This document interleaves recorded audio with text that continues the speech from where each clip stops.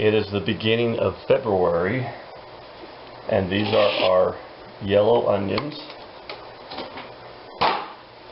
and they have sprouted quite well.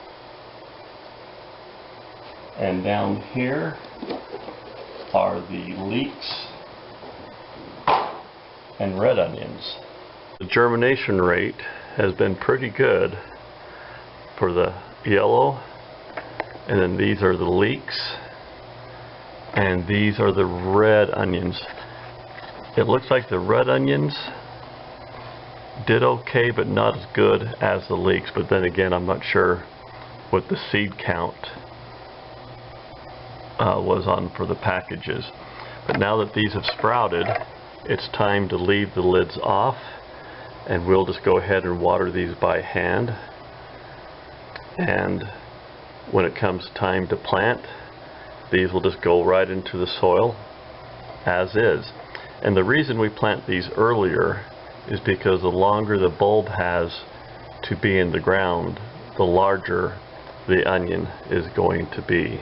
The root structures on these onions are still really delicate, so we're not going to pour water onto these to water them, because the force of the water being poured can actually wash away the soil.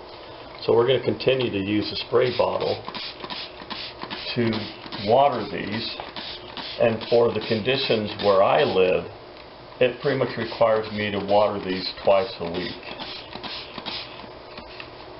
In drier areas you might have to do that more, in humid areas, so you'll just have to kind of, put the finger in the soil and see if the soil is still damp, and it should be slightly damp.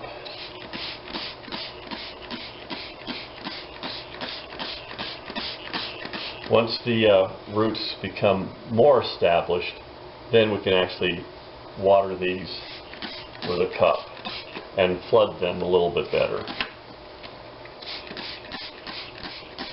Once these are watered, then we want to take the lights and bring the lights down.